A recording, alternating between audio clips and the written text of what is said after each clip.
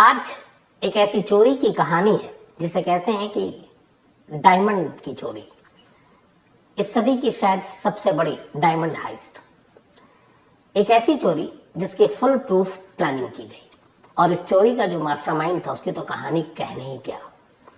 Italy का रहने वाला वो शख्स जब छोटा था और कहते हैं कि बिल्कुल बच्चा 2-4 साल की उम्र होगी, पड़ोस के एक शॉप में गया और वहां से कुछ लेकर आना था और वो उस वक्त कई 100 रुपए उस दुकान से चुरा कर ले आया। दुकानदार को थोड़ी नींद आ गई और उसने उसके गले पे हाथ मारा और पैसा ले आया। माँ ने उसे डांटा भी। स्कूल गया तो टीचर के पैसे चुराने लगा, कॉलेज गया तो साथियों के और बाकी लोगों की चीजें चुराने लगा और उसे चोरी करना बुरा नहीं लगता था बल्कि मजा आता था। फिर पता नहीं क्या हुआ कि वो जब गुजरता था कहीं ज्वेलरी शॉप से तो उसे सोने चांदी हीरे बड़ी अपनी तरफ खींचते थे। तो उसने कहा ये पैसे वैसे चुराने का मतलब नहीं है, यही गहने चुराओ। उसके बाद उसने इटली के अलग अलग वो शहरों में जाता, किसी एक डायमंड शॉप को देखता, उसके सबसे करीब एक गेस्ट हाउस या होटल में रुक जाता और फिर वहां पर वो खरीदार बन के जाता और उसी दौरान में वो अपनी नजरों से सब कुछ भांप लेता और फिर जैसे ही मौका देखता रात के अंधेरे में शॉप बंद और वो दुकान पर हाथ साफ कर देता। उसके बाद वहां से निकल लेता, कभी भी एक शहर में नहीं टिका। और उसकी सबसे बड़ी खासियत यह कि चोरी का जो माल है वो हर जगह यूं ही नहीं बेच देता, बस उसके 2-3 बड़े खास भरोसेमंद लोग थे जो उससे खरीदते थे, क्योंकि उसे मालूम था कि चोरी करके तो बच सकते हैं, माल खरीदने के बाद पकड़ा जाना आसान है। तो सबसे ज्यादा वो जो एहतियात बरतता था वो चोरी का माल बेचने की वजह से।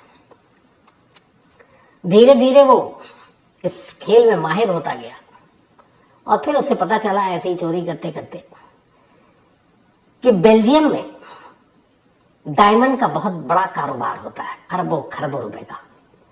और वहां पर बाकायदा एक डायमंड सेंटर है जिसमें रोज अरबों रुपए के हीरे लाए जाते हैं, तराशे हुए, बिना तराशे हुए, बिना कट वाले। इसने सोचा कि कहां इधर छोटी मोटी चोरियां कर रहा हूं, चलो बड़ा हाथ मारते हैं। अब ये बेल्जियम पहुंच जाता है। इस शख्स का नाम है लियोनार्डो नोटार बार्टोलो। तो लियोनार्डो इटली का रहने वाला नागरिक अब दुनिया का सबसे बड़ा हाथ मारने के लिए जब इसे सब पता चला डायमंड की चोरी करते करते, इसने कहा बेल्जियम चलते हैं। अब ये बेल्जियम पहुंचा, ये बात है 1998-1999 की। बेल्जियम जाने के बाद पैसे खासे अच्छे खासे चोरी के इसके पास तो थे ही थे। वहां पे एक एंटवर्प डायमंड सेंटर है, कहते हैं दुनिया का सबसे मशहूर और जहां पर अरबों खरबों रुपए के डायमंड होते हैं। तो एंटवर्प डायमंड सेंटर ये बेल्जियम में है और बहुत ही भीड़ भाड़ वाली जगह पर है। एक पूरी बिल्डिंग है और वहां पर डायमंड का कारोबार होता है। दुनिया भर से लोग आते हैं बेशकीमती हीरे लेने बेचने और दिन भर कारोबार होता है। और जब रात को ये बंद होता है तो उसी बिल्डिंग के नीचे बेसमेंट में 2 मंजिल है। उन 2 मंजिला बेसमेंट जमीन के अंदर जो 2 मंजिल है वहां पे सारे ये डायमंड और उसके साथ गोल्ड ये सब एक तिजोरी में रखे जाते थे। इस बिल्डिंग की खासियत ये थी कि एक तो सीसीटीवी कैमरा, जगह जगह सेंसर अलार्म, यहां तक कि एक ऐसा सेंसर कि अगर आप वहां गए तो आपके बॉडी के टेम्परेचर और तापमान से भी वो बजने लगेगा, तो सिक्योरिटी अलर्ट हो जाएगी। जो इन्होंने जहां पे सारे डायमंड रखते थे उसके बाहर एक बहुत भारी और मोटा लंबा चौड़ा स्टील का एक गेट था। कहते हैं कि इस गेट को इस तरीके से बनाया गया था कि अगर कोई घुस भी जाए चोर और उसको ड्रिल करके काटे तो उस गेट को काटने में 8 घंटे लगेंगे। अब 8 घंटे तक तो कोई काटता नहीं रहेगा, पकड़ा जाएगा। इसके अलावा उस गेट को अगर खोल भी लिया तो फिर अंदर एक और दरवाजा है और उसकी एक चाबी है और वो चाबी करीब 1 फुट की है। अच्छा, जो मेन ड्रिल जो स्टील वाला है उसको काटने के अलावा उस पे एक लॉक है जो न्यूमेरिकल नंबर है और उसमें 0 से 99 अलग अलग कोड डाले होते हैं और वो कोड भी बदलता रहता है हर हफ्ते। तो वो कोड है स्टील का गेट है, अंदर एक दूसरा ताला है, 1 फुट लंबी उसकी चाबी है, और जब इन दोनों को आप पार करें और अंदर जाए तो अंदर सेंसर है, कैमरे हैं, अलार्म है। तो ये सारी चीजें ये हैं कि फौरन अलर्ट कर दें। अब इतनी सख्ती के बाद कोई इस तिजोरी तक कैसे पहुंचे? इसके अलावा बाहर जो है वो गार्ड है, बंदूकधारी, तो हर तरफ से सख्ती। और सबसे बड़ी बात यह कि इस बिल्डिंग में दाखिल होने वाला कोई भी शख्स, चाहे उस बिल्डिंग में उसकी दुकान हो, 2 चीजें अलाउड नहीं थी, एक फोन और दूसरा कैमरा, ताकि इस बिल्डिंग के अंदर की कोई भी तस्वीर कोई ना खींच पाए, और उस वॉल्ट की तिजोरी की, ताकि कोई इसका नक्शा बना ले। तो आप कोई कैमरा और फोन ले ही नहीं जा सकते थे, और 2000 आते आते मोबाइल आ चुका था, तो कैमरा और फोन दोनों आप अलाउड नहीं है, चाहे उस बिल्डिंग के अंदर जो खुद बिजनेसमैन बैठे हुए अपनी अपनी शॉप या दफ्तर खोलकर, उनके लिए भी नहीं। अब ये सारी जानकारी लियोनार्डो वहां पर पहुंचने के बाद धीरे धीरे लोगों से घुलता मिलता और अभी तक बाहर से जानकारी हासिल कर रहा है।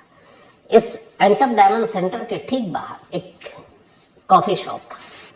उस कॉफी शॉप में एक जगह पर एक विंडो है, साइड में आप बैठिए और बैठकर आप उस डायमंड सेंटर को निहारते रहिए। अंदर से बाहर आते हुए लोग, बाहर से अंदर जाते हुए लोग सब दिखेंगे। पूरे दिन लोग बैग में, पॉकेट में ऐसे अपने सारे हीरे लेकर निकलते या हीरे लेकर आते, तो सारी चीजें समझ में आती, लेकिन आप बाहर से देख सकते हैं। लियोनार्डो इस कैफे शॉप में महीनों बैठा रहा। वो जाता है खास वक्त और उसको देखता, दिन में देखता, फिर जब ये डायमंड सेंटर बंद हो जाता तो रात को भी जाकर बैठकर देखता कि रात को क्या हलचल है। कई महीने उसने सिर्फ नजर रखी। उसके बाद उसे लगा कि अब बिना अंदर दाखिल हुए ये चोरी नहीं हो सकती। अब अंदर के बारे में कोई जानकारी तो है नहीं, न नक्शा है न फोटो है, क्योंकि सब कुछ बैन है। तो उसने कहा अंदर जाना पड़ेगा। अंदर जाने का तरीका क्या है उसने पता किया। उसने कहा कि यहाँ पे एक डायमंड व्यापारी बनकर इस बिल्डिंग के अंदर दाखिल होना होगा और आपको अंदर एक शॉप या ऑफिस लेना होगा। इसने एक छोटा सा ऑफिस इस डायमंड सेंटर के अंदर लिया। जो बात है 2000 की। अपने आप को इटली का एक डायमंड का और डायमंड और दूसरे स्टोन्स का इसने एक बिजनेसमैन बताया, और उसके बाद अब वो अंदर दाखिल हो गया। जो ओनर होते हैं, जिनका ऑफिस है या शॉप है, उनके लिए एक सिक्योरिटी पास मिलता है, जो पूरे बिल्डिंग में कहीं भी बेरोक टोक आ जा सकते हैं। लेकिन उनके लिए भी है कि आप फोटो नहीं खींच सकते, आप मोबाइल यूज नहीं कर सकते। तो अब लियोनार्डो इस डायमंड सेंटर के अंदर पहुंच चुका था।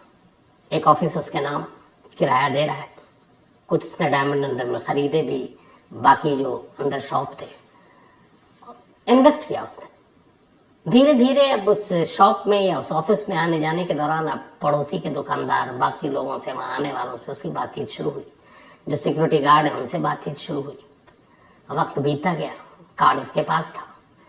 अब वो उसने ऐसी जान पहचान बना ली कि गेट पे भी उन्हें पता है अगर सिक्योरिटी गार्ड है कि इसका ऑफिस है इस बिल्डिंग में, तो फिर आपकी जान पहचान हो जाती है, तो फिर आपके ऊपर उतना ध्यान भी नहीं देते। तो अब धीरे धीरे उस डायमंड सेंटर के अंदर के बाकी जो ओनर थे या बाकी स्टाफ, वो लियोनार्डो को अब पहचानने लगा। धीरे धीरे अब लियोनार्डो कई बार उस जो जमीन के नीचे 2 मंजिल जहां पर ये वॉल्ट, ये तिजोरी है, वहां तक भी गया। उसने वो तिजोरी भी देखी, स्टील का दरवाजा भी देखा, लेकिन उसका देखने भर से कुछ नहीं था। उसने कहा कि यहाँ के सारे नक्शे, क्योंकि ये इतनी बड़ी चोरी थी कि वो अकेला कर नहीं सकता था, और अभी तक वो अकेला है, बस उसके दिमाग में ये सारी साजिश चल रही है। तो उसने कहा कि यहाँ के नक्शे और वो सारी चीजें बड़ी जरूरी हैं। अब सवाल ये है कि कैमरा अलाउड नहीं है, आप मोबाइल ले नहीं जा सकते, तो फिर कैसे? फिर उसने उसका एक तरीका निकाला। उसने मार्केट से एक पेन खरीदा, एक पेन कैन, वो पेन जिसमें कैमरा होता है हाई रेजोल्यूशन का। और वो शुरू से ही जब उसने ये ऑफिस खरीदा, हर चीज उसके जहन में पहले से थी। वो हमेशा शर्ट पहनकर अपने ऑफिस जाया करता इस डायमंड सेंटर में, और शर्ट भी वो जिसके अंदर जेब हो।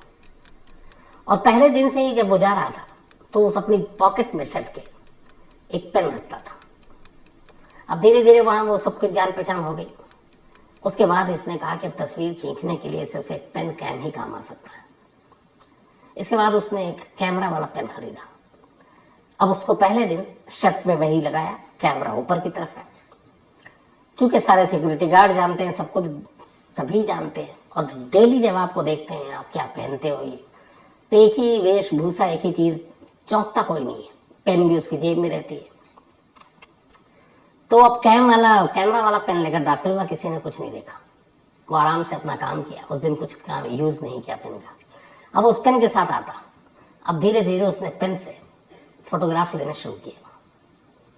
वो इधर उधर घूमता, वो सारी चीजें रिकॉर्ड होती, वीडियो भी था उसमें। इसके बाद अब वो वॉल्ट की तरफ भी जाने लगा।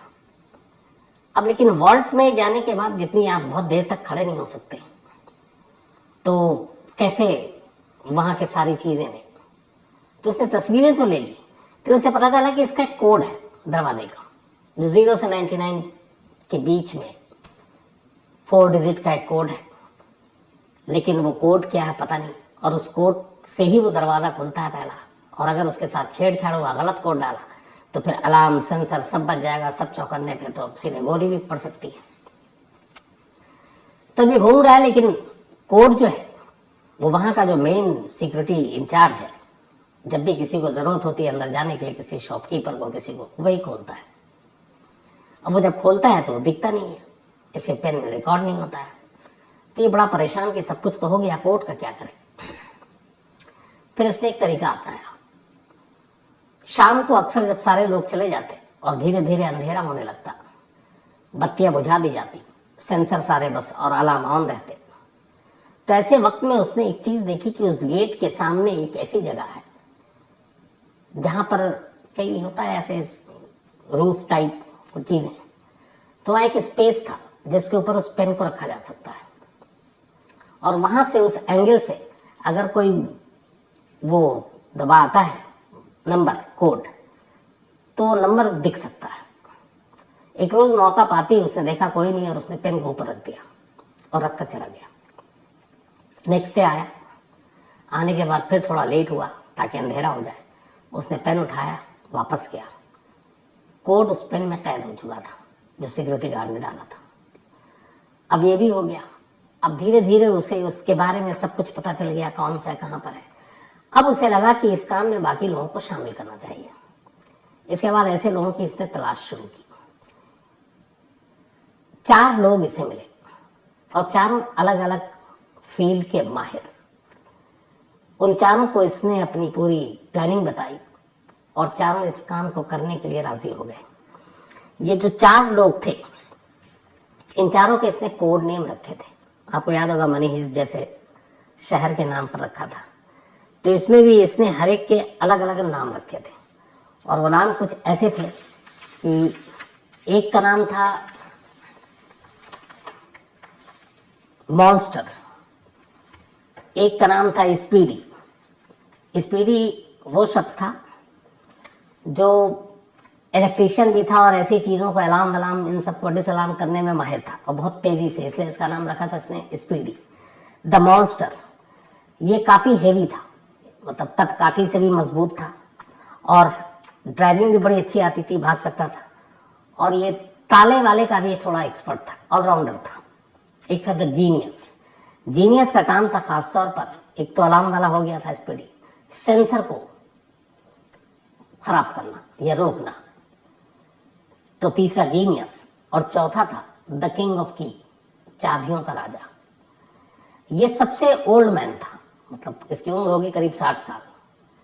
दुनिया का कहते हैं कि कोई भी ऐसा ताला नहीं जो किंग ऑफ की नहीं खोल सकता।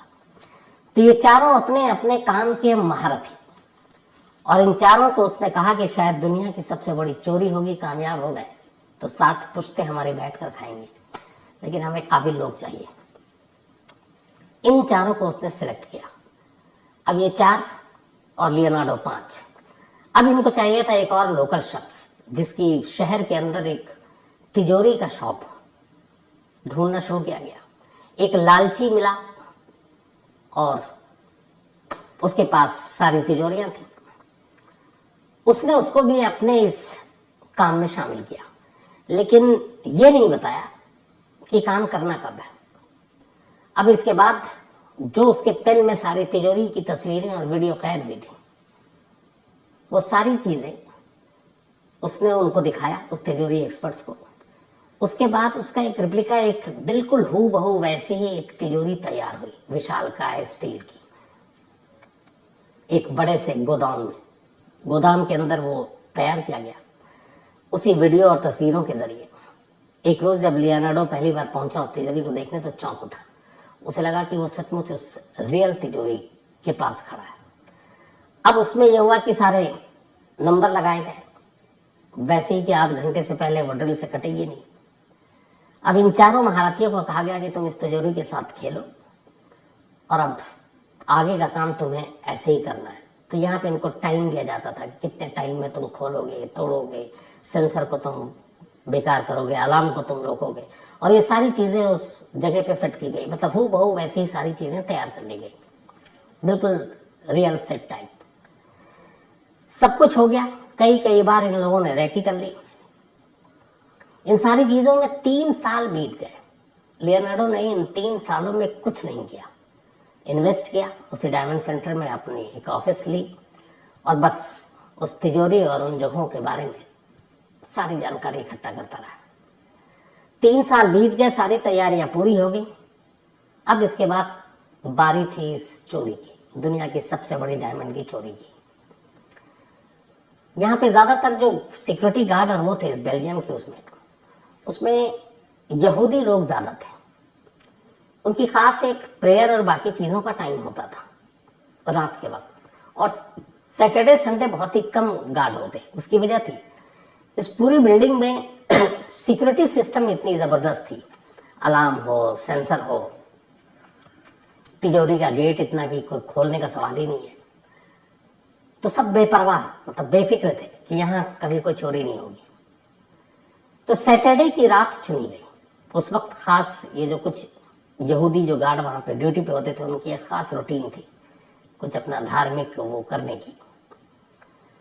तो सैटरडे की रात चुनी गई। तारीख थी 15 फरवरी 2003, 15 फेब 2003, सैटरडे की नाइट। लियोनार्डो ने एक कार ली और उस कार में वो इस बिल्डिंग के थोड़ी दूरी पर खुद बैठा हुआ है। बाकी उसके 4 साथियों को, स्पीडी, द मॉन्स्टर, जीनियस और द किंग ऑफ की, इनको इस डायमंड सेंटर में दाखिल होना है। डायमंड सेंटर में अब दाखिल कैसे हो, तो उसके लिए भी पूरी रैकी की गई। डायरेक्ट घुस नहीं सकते थे आप, क्योंकि पहले स्टेप से आप कैमरे के सामने आ जाते। इस डायमंड सेंटर के ठीक बराबर में एक बिल्डिंग थी और उस बिल्डिंग में फासला बहुत कम था। उस बिल्डिंग पे एक पाइप जैसी चीज थी इस बिल्डिंग में दाखिल होने के लिए। तो ये दूसरी बिल्डिंग में गए और उस बिल्डिंग से फिर उस पाइप के सहारे इस डायमंड सेंटर की बालकोनी में पहुंच गए। ऊपर पहुंचने के बाद अब इनको अंदर दाखिल होना है। अंदर दाखिल होना है और ये भी पता है कि सेंसर है और लाइट है। तो सबसे पहले जो ये तय हुआ था वो ये कि अंदर दाखिल होते ही आपको सबसे पहले उस जगह की लाइट बंद करनी है जहां पर तिजोरी है, नीचे दो मंजिला है, और उस लाइट को बंद करने के लिए एक खिड़की खोलनी थी और उस खिड़की से इनको अंदर दाखिल होना था और फिर नीचे जाना था। अच्छा, इस पूरी रेकी और ट्रेनिंग के दौरान जो सबसे इंपॉर्टेंट चीज थी वो ये कि चूंकि जहां पे वॉल्ट रखा हुआ है वहां पे लाइट जल रही है और लाइट के साथ कैमरा भी अंदर। तो अगर आप वॉल तोड़ भी लेते हैं और घुसते हैं तो सीधा सीधा आप कैमरे में कैद हो जाएंगे और जो मॉनिटर कर रहा है वो आपको देख लेगा। तो ये हुआ कि अंधेरे में ही वॉल्ट खोलना है, अंधेरे में ही सब कुछ करना है। उसकी इन्होंने प्रैक्टिस की। अंधेरे में इसलिए कि जहां पे वॉल्ट है वहां पे रोशनी नहीं होगी, पहले ही बंद कर दी जाएगी। अब सब कुछ चूंकि इनके पास सेम नकली वैसे ही तिजोरी थी, तो ये अंधेरे में ही उसको घुमाते, अंधेरे में उसके कोड डालते, सब कुछ अंधेरे में। तो उन्होंने यही किया, उस खिड़की से घुसे। सबसे पहले वहां पे जो सेंसर था, इन्होंने अपने साथ एक तो ये हेयर स्प्रे लेकर गए थे और इन्हें पता था कि जो बॉडी टेम्परेचर और बाकी चीजों के जो वो है, वो अगर हेयर स्प्रे डाले तो उसमें ऑयल और बाकी चीजें होती है, वो काम करना बंद कर देता है। इसके बारे में इन्होंने पूरी टेक्निकल नॉलेज ली थी। तो पहले अंदर घुसे। जो सबसे पहली चीज थी, पूरा चेहरा सामने नहीं लाया, एक कैमरा था। उस कैमरे पे इनके हाथ में एक बैग जैसी चीज थी, उस कैमरे के ऊपर डाला। कैमरा बंद। अब ये अंदर दाखिल होते हैं, मतलब ये दिख नहीं रहा है। अंदर दाखिल होते ही इन्होंने अब सबसे पहले जो हेयर स्प्रे अपने साथ लेकर आए थे वो सेंसर के पास उससे नजदीक पहुंचकर उस पर डालते जाते हैं। सेंसर काम करना बंद करता जाता है। ठीक यही अलार्म के साथ करते हैं। उसके बाद ये नीचे पहुंचते हैं। नीचे सामने तिजोरी थी जिसकी ऑलरेडी रिहर्सल कर चुके थे।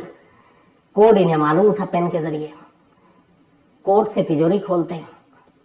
लेकिन अब सवाल ये था कि अंदर एक और दरवाजा और उस पर 1 फुट की चाबी। द किंग ऑफ की उसके लिए पहले से तैयार था। थोड़ी सी कोशिश करता है, दुनिया का कोई ताला नहीं था जो उससे न खुले, वो दरवाजा भी खुल जाता है। इसके बाद अब ये अंदर दाखिल होते हैं। अंदर भी सेंसर है, अलार्म है। वहां पर भी बहुत ही खामोशी से, बिना करीब आए ताकि बॉडी के हीट से ही वो बजने लगे, तो अपने आप को दूरी रखकर वो स्प्रे मारा, उसको भी बंद किया। सारे सिस्टम जो अलार्म के थे ये सबको बेकार किया। और अब अंदर सारे लॉकर थे। इन्होंने लॉकरों को खोलना शुरू किया। लॉकर में से जितने भी हीरे, गोल्ड, ये सब निकाला, अपने साथ बैग वैग भी लेकर आए थे, उसमें भरा। करीब 1 घंटा पूरा लगा, 60 मिनट। 60 मिनट के बाद ये लोग वहां से निकलते हैं। उसी बालकोनी के रास्ते फिर बाहर नीचे उतरते हैं। नीचे लियोनार्डो इनकी इंतजार इनका कर रहा था कार में। ये चारों पहुंचते हैं बैग के साथ, कार में बैठते हैं और वहां से निकल जाते हैं। वहां से निकलने के बाद की प्लानिंग अभी तक किसी को पता नहीं है कुछ क्या है। वहां से निकलने के बाद आप चारों हाईवे की तरफ जाते हैं ताकि बेल्जियम की इस जो डायमंड सिटी सेंटर था इसे दूर जाए। करीब सुबह के 5:30 बजे थे जब ये लोग वहां से निकले थे, 5:30। उसके बाद शहर पे, सड़क पे चहल पहल शुरू हो जाती। तो वहां से निकलने के बाद अब ये सब हाईवे पे जाते हैं। हाईवे पे जाने के बाद एक कैफे में जाते हैं। भूख भी लगी, पूरी रात कुछ खाया नहीं। 5 सैंडविच खरीदते हैं। सैंडविच खरीदने के बाद, और इसका बिल देता है लियोनार्डो। बाकायदा पर्ची कटती है, उसमें नाम वाम सब कुछ आता है जो उसने पे किया। अब वहां से फिर ये निकलते हैं। एक रास्ते में सुनसान जगह आती है, गाड़ी रुकती है। फिर ये तय होता है कि हम लोगों ने जो चोरियां की हैं, चूंकि चेहरा भी ढका हुआ है सब कुछ, तो जो कपड़े पहने थे, अच्छा अंदर जाकर कोई डीएनए या फिर फिंगरप्रिंट न छोड़ दें, उसके लिए प्लास्टिक के उन्होंने दस्ताने और बाकी सारी चीजें पहन रखी थी। तो कहा उन सारे सबूतों को जला देते हैं ताकि किसी के हाथ कुछ ना आए। तो हाईवे के किनारे एक झाड़ियां जंगल थी। लियोनार्डो और उसके सारे साथियों ने सब कुछ जला दिया। एक इसमें जो शख्स था उसकी तबीयत ठीक नहीं थी, शायद सदमे में था कि इतनी बड़ी चोरी कर ली। तो ये सब जलाकर चले आए। उससे कहा कि तुम भी जला कर आओ। इसने कहा आता हूं। आधा सैंडविच जो है इसने खाया नहीं, वहीं पे छोड़ दिया। और बाकी कुछ चीजें जलाई, कुछ इसने छोड़ दिया। इसको जल्दी भागना था और कुछ घबराहट हो रही थी। इसने कहा इस जंगल में आकर इन चीजों से कौन हमारा पता लगाएगा। और उसने बिना जलाए हुए वहां से निकल गया, चला गया। अब ये लोग सब अलग अलग। अब इत्तेफाक से सुबह हुई। इस चोरी की खबर पूरे देश में पता चला। 8 अरब रुपए के डायमंड चोरी हुए थे और डायमंड के साथ कुछ गोल्ड थे और कुछ स्टोन थे बहुत महंगे। 8 अरब रुपए, 8 अरब, पता नहीं कितने जीरो लगते हैं। अब हंगामा मच गया। ये लगा कि बहुत सारे बिजनेसमैन तो बर्बाद हो गए। पुलिस ने अपनी जांच शुरू की। सीसीटीवी कैमरे से रात और सुबह के वक्त की उन सारी गाड़ियों को चेक किया गया। तो एक गाड़ी इनको सस्पेक्ट लगी, वही गाड़ी जिसमें ये थे। उस गाड़ी को खंगाला गया तो पता चला कि ये हाईवे की तरफ गई। फिर उसके जरिए पुलिस उस रेस्तरां तक पहुंची जहां से सैंडविच खरीदा गया। उस रेस्तरां में जब पहुंचे तो पुलिस ने कहा कि जिन लोगों ने खरीदा उसका कुछ है। तो वहां एक पर्ची मिली जो इन्होंने सैंडविच खरीदी, उस पर लियोनार्डो का ही नाम और पता लिखा हुआ था। अब पुलिस उसके बाद उस आगे की गई, देखते हैं यहाँ पे क्या कुछ है। उन झाड़ियों तक भी पहुंच गई। वहां से इनको कुछ जो नहीं जले थे, जो एक ने गलती की, वो बाकी चीजें मिल गई। वो सारी चीजें उठाई। इसके बाद पुलिस अब सीधे, चूंकि नाम पता मिल चुका था, लियोनार्डो के घर पहुंच गई। वो घर पे था, उसे गिरफ्तार कर लिया। गिरफ्तार करने के बाद पूछताछ हुई, वो लगातार मना करता रहा। पुलिस ढूंढती रही। आखिरकार अदालत ने लियोनार्डो को 10 साल की सजा सुनाई। लेकिन पूरे कैद के दौरान उसने एक बार भी अपने बाकी 4 साथियों का नाम नहीं लिया कि वो कौन है। और उनमें से कुछ ही डायमंड, मतलब 8 अरब में से पुलिस रिकवर कर पाई। बाकी का आज तक, मतलब 20 साल हो गए, सुराग नहीं मिला। और कमाल की बात यह कि इन 20 सालों में कभी भी लियोनार्डो ने अपने 4 साथियों का नाम नहीं बताया। जब भी बताया, कई कुछ जर्नलिस्ट जेल में भी उससे मिलने गए और उस जेल में उसने बहुत सारे लोगों को झूठी सच्ची कहानी सुनाई, लेकिन एक कहानी उसकी कॉमन थी। उसने कहा कि मैं अपने 4 साथियों के बारे में और कुछ नहीं बताऊंगा, लेकिन उनके नाम बताऊंगा। और वो जब भी नाम बताता तो यही बताता, speedy, monster, genius, the king of keys. ये उसने निकनेम रखा था, जैसे मनी हाइस्ट में था। बाद में उसने एक और लाइन कही, जब ये कहा गया कि 8 अरब की चोरी की है तुमने, उसने कहा नहीं, मैंने शायद 18-20 मिलियन उस वक्त था, उसके डायमंड थे, लेकिन ये मैंने चोरी नहीं की। उसका कहना है कि एक बड़े डायमंड बिजनेसमैन जिनका अपना शॉप था इस डायमंड सेंटर में, उन्होंने मुझसे चोरी करवाई ताकि वो इंश्योरेंस के पैसे क्लेम कर सकें, ये दिखाकर कि कुछ लाख डॉलर के डायमंड चोरी हुए और वो उससे बहुत ज्यादा पैसे इंश्योरेंस कंपनी से क्लेम कर सके। हालांकि उसके इस जो इल्जाम लगाया उसकी कभी सच्चाई सामने नहीं आ पाई। लेकिन सच्चाई ये है कि आज लियोनार्डो अपनी सजा काट के बाहर आ चुका है, बट 4 साथियों का आज भी कोई सुराग नहीं है। बाकी के डायमंड कहाँ है, आज भी सुराग नहीं है। और उन पैसों का क्या हुआ, इसके बारे में भी आज भी कुछ पता नहीं है। कहते हैं ये 21वीं सदी में हीरे की चोरी का सबसे बड़ा मामला है। तो ये थी आज की कहानी।